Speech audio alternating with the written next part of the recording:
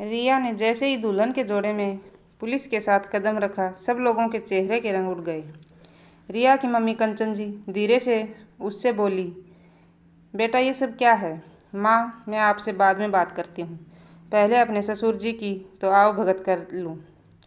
कब से बेचारे अपनी मुराद पूरी करवाने के लिए ललचा रहे हैं। हाँ तो ससुर जी, आप बताइए कितने लाख का चेक काटूँ आपका, ताकि आप और आपका बेटा पूरी ज़िंदगी ऐश कर सकें। और क्या कहा था आपने कि अगर 50 लाख रुपए नहीं दिए तो बारात वापस लौट जाएगी और आपकी बेटी ज़िंदगी भर मायके में सड़ती रहेगी। मैं ससुराल जाऊं या ना जाऊं, लेकिन आप दोनों को सरकारी ससुराल तो मैं आज भेज कर रहूँगी। इंस्पेक्टर साहब, अरेस्ट कीजिए इन दोनों बाप बेटे को। इन दोनों बाप बेटे का केस मैं खुद लड़ूंगी। क्यों ससुर जी, अपनी इस वकील बहू को भी तो मौका दीजिए आप लोगों की सेवा करने का। इतने में प्रमोद जी ने रिया के पापा का कॉलर पकड़ लिया और चिल्लाते हुए बोले, तेरी बेटी की इतनी हिम्मत की हमें जेल भेजे। अपने पापा का अपमान होता देख रिया से अब बर्दाश्त ना हुआ और उसने तड़तड़ात 2 थप्पड़ अपने ससुर के गाल पर रसीद दिए। अपने गाल पर पड़े चटाक की आवाज़ से प्रमोद जी का सिर घूम गया। रोहन चिल्लाता हुआ जैसे ही रिया पर हाथ उठाने लगा, उसने अपने पैर से संडल निकाली और रोहन के गाल पर जड़ दी। पूरे माहौल में एकदम सन्नाटा पसर गया। खबरदार, अगर आप दोनों ने एक शब्द भी मेरे पापा के बारे में कहा तो क्या लगता है आप लोगों को कि बहू के मायके वाले एटीएम कार्ड होते हैं कि जब आप लोगों का जी करे उनसे अपनी ज़रूरत के लिए पैसे निकलवाते रहो और बहू के मायके वाले भी अपनी बेटी की खुशी के लिए आप लोगों की हर मांग पूरी करते रहें, चाहे उनकी नौबत सड़क पर भीख मांगने की ही क्यों ना हो जाए।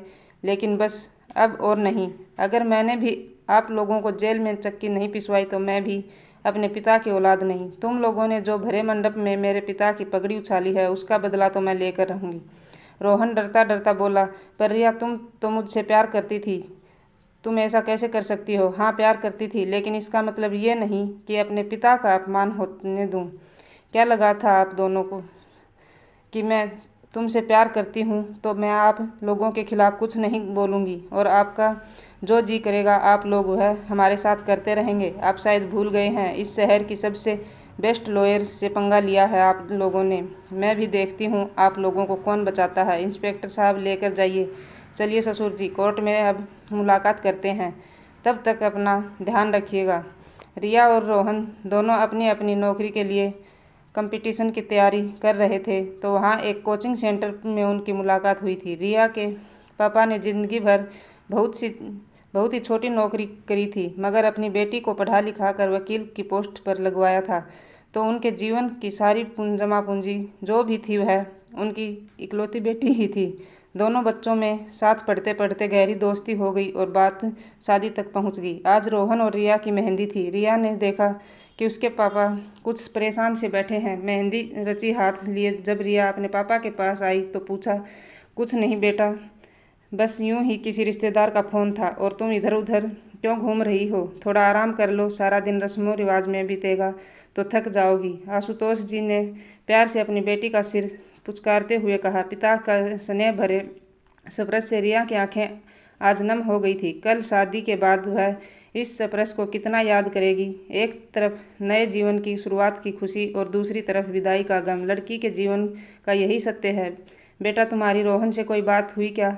पिता के इस सवाल से रिया थोड़ी शर्मा गई और फिर गर्दन हिलाकर हाँ में जवाब दिया। उसने कुछ कहा तुमसे? आशुतोष जी ने सवाल किया। रिया ने प्रश्नवाचक निगाहों से पिता की ओर देखा और फिर पूछा, किस बारे में पापा? अरे कुछ नहीं, तुम जाओ आराम करो, आशुतोष जी ने मुस्कुराते हुए कहा। लेकिन उनके चेहरे पर चिंता की लकीरें देखकर रिया को आशंका हो रही थी कि जरूर कोई बात है जो पापा खुलकर पूछ नहीं रहे या फिर मुझे बताना नहीं चाहते। रिया का मन विचलित हो रहा था, लेकिन वह खुद भी खुलकर कुछ नहीं पूछ पा रही थी। शाम को इधर रिया दुल्हन का जोड़ा पहनकर तैयार हो रही थी, उधर रोहन सेहरा बांधे बारात के साथ तैयार था। रिया के घर में सारी तैयारियां तो हो ही रही थी, लेकिन एक अजीब सी चुप्पी पसरी हुई थी। रिया ने माँ से पूछने की कोशिश की, लेकिन माँ ने भी कुछ नहीं बताया। बारात निकलने के समय रिया के पास रोहन का फ़ोन आया तो रिया ने लपक कर फ़ोन उठाया। रिया, मैं आ रहा हूँ तुम्हें लेने। मेरी दुल्हन तैयार तो है ना? जी मैं भी बस तैयार हूँ रोहन जी। सब ठीक तो है ना? पापा के साथ आपकी कुछ बात हुई क्या? रिया ने थोड़ा रुकते हुए पूछ लिया। नहीं तो हाँ, कल पापा की बात हुई थी। अच्छा वह सब छोड़ो, आज तो हमारी शादी है, तुम बस उसके बारे में सोचो, रोहन ने बात टालते हुए कहा। बारात दरवाजे पर पहुंच गई। सब ने आगे बढ़कर बारात का स्वागत किया। रिया भी अपने कमरे की खिड़की से बाहर का नज़ारा देख रही थी। काफ़ी देर हो चुकी थी। रिया को वरमाला के लिए बुलाया नहीं जा रहा था। कमरे में वह अपनी सहेलियों से पूछती तो कोई कुछ भी बता नहीं रहा था। तभी रिया का छोटा भाई कमरे में आया तो रिया पूछ बैठी, बंटी नीचे क्या हो रहा है? मम्मी पापा कहाँ हैं?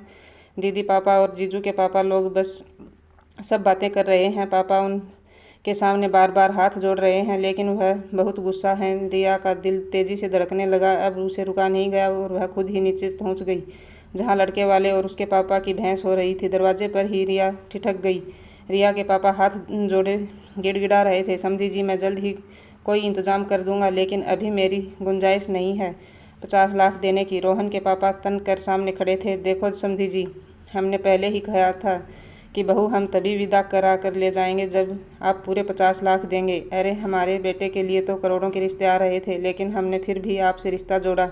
यदि 50 लाख नहीं दिए तो हम बारात वापस ले जाएंगे। सोच लीजिए आपकी कितनी बदनामी होगी। रिया के पापा ने अपनी पगड़ी उतारने लगे तो रिया से रुका नहीं गया। बस पापा, आपको कोई ज़रूरत नहीं है ऐसे लोगों के सामने गिरने की। अच्छा हुआ जो इनका असली चेहरा अभी ही सबके सामने आ गया, वरना मुझे जीवन भर ऐसे परिवार का हिस्सा बनना पड़ता जहां मेरे पिता की कोई सम्मान नहीं होता। माफ़ कीजिए अंकल जी, मेरे पापा ने पढ़ा लिखा कर मुझे इतना तो लायक बनाया है कि मैं आप जितना मांग रहे हैं उतना मैं आपको अपनी नौकरी से कमा कर कुछ समय में ही दे सकती हूँ। फिर क्यों मैं अपने पापा और इस घर पर कर्जे का बोझ डालूँ?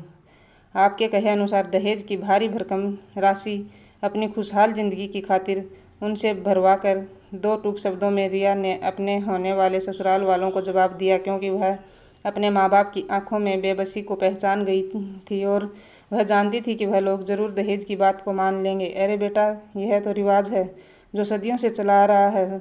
तुम चुप रहो, बड़े बात कर रहे हैं ना, तुम बीच में मत बोलो। रिया की दादी ने उसे समझाते हुए चुप कराने की कोशिश की। हाँ रिया, हम बड़ों की बातों में तुम्हें नहीं बोलना चाहिए। इनके बीच का मामला है, इन्हें सुलझाने देते हैं। चलो हम लोग थोड़ा बाहर घूम कर आते हैं। रिया का होने वाला पति रोहन उसे बड़े प्यार से बोला। मुझे लगा था रोहन, कोई समझे या ना समझे तुम मेरी बात को ज़रूर समझोगे, मगर मैं गलत निकली। तुम जैसे लड़के अपने को भले ही न्यू जनरेशन के कहें, मगर लालच में तुम भी पीछे नहीं। रिया बोली। रिया बेटा, ऐसे बात नहीं करते हैं, मैं बात कर रहा हूँ ना। रिया के पापा मायूसी से भर कर बोले। अरे जब पापा जी अपनी खुशी से हम दोनों को दहेज के रूप में आशीर्वाद देना चाह रहे हैं तो तुम इतनी दिक्कत क्यों हो रही है? रोहन ने रिया से गुस्से में पूछा। कमाल है, एक बेटी के मजबूर बाप के चेहरे पर तो तुम्हें खुशी दिख रही है, उनके चेहरे के पीछे की बेबसी तुम लड़के वालों क्यों नहीं देख पा रहे हो? रिया हैरान होते हुए बोली। बेटी चुप हो जा, दहेज देने का रिवाज तो सदियों से चला आ रहा है। लड़के वाले चाहे मांगे या ना मांगे, हमें देना ही पड़ेगा। इसलिए भगवान के लिए चुप रहो और खुशी खुशी हमें तुझे इस घर से विदा करने दो। रिया की माँ उसे चुप कराते हुए बात को संभालते हुए बोली। माँ, मांगने वालों को नहीं, देने वालों को रोकना पड़ेगा, नहीं तो इनके जैसे लोग हमेशा अपनी अनुचित मांगों को लेकर लड़की वालों के दरवाजे पर मुंह खोल कर खड़े रहेंगे। अगर कोई गलत रिवाज सदियों से चला आ रहा है तो ज़रूरी नहीं कि हमेशा उसको पकड़ कर ही चलते रहें। एक लड़की के माँ बाप की हमेशा सजा क्यों भुगतें, सिर्फ इसलिए कि वह लड़की वाले हैं? अरे अपने जीवन की सारी पूंजी वह लड़की को काबिल बनाने में लगा देते हैं। ये क्या कम है जो शादी के समय भी उन्हें अपने जिगर के टुकड़े को अनजान लोगों को सौंपने का हर्जाना देना पड़ता है।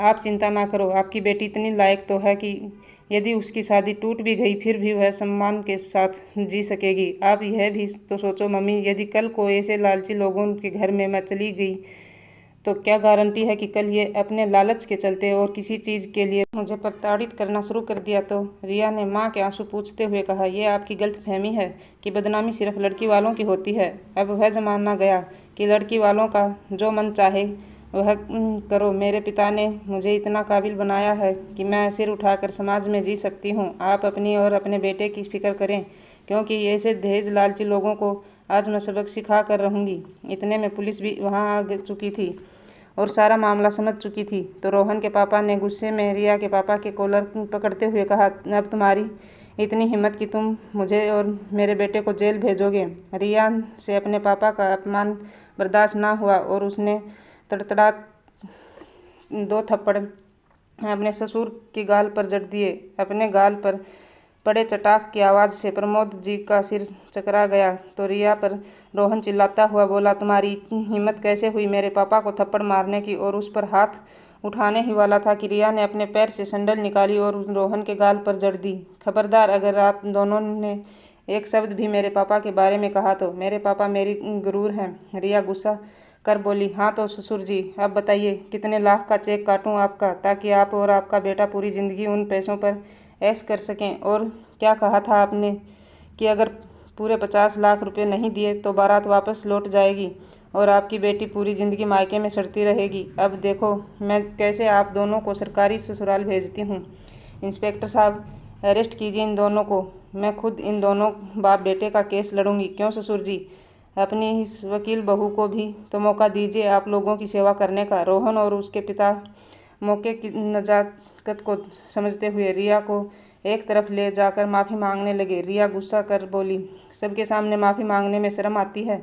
तुम लोगों ने जो भरे मंडप में मेरे पिता की पगड़ी उछाली है उसका बदला तो मैं लेकर रहूँगी। रोहन डरता डरता बोला, पर रिया तुम तो मुझसे प्यार करती थी ना।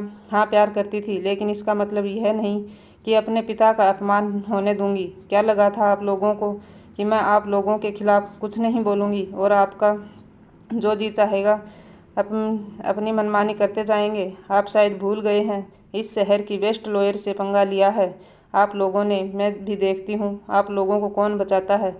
इंस्पेक्टर साहब, ले जाइए इन लोगों को। चलिए ससुर जी, अब कोर्ट में मुलाकात करते हैं।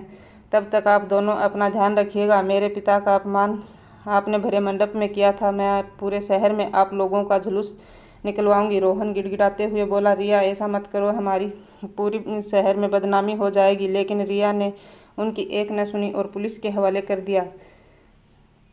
1 महीने बाद कोर्ट में जब दहेज की मांग करते हुए अपने ससुर की वीडियो अदालत में पेश की तो रोहन और उसके पापा को होश उड़ गए और उनके सारे दावपेच धरे के धरे रह गए। अदालत ने उन्हें 6-6 महीने की सज़ा सुनाई और जितना भी शादी में अब तक खर्चा हुआ था वह डबल पैसा लड़के वालों को चुकाना पड़ा। निकलते हुए रोहन और उसका पिता अकड़ दिखाता हुआ बोला, देख लेंगे तुम्हें। रिया मुस्कुराते हुए बोली, शौक से देखना अंकल जी, मैं रोज़ आप जैसे लोगों से ही पंगे लेती हूँ। रिया के पापा ने उसके सिर पर हाथ फेरते हुए कहा, शाबाश मेरी बच्ची, आज मेरा सिर तूने गर्व से ऊंचा कर दिया। बेटी की इस बहादुरी पर उसके पिता को आज बहुत गर्व हो रहा था।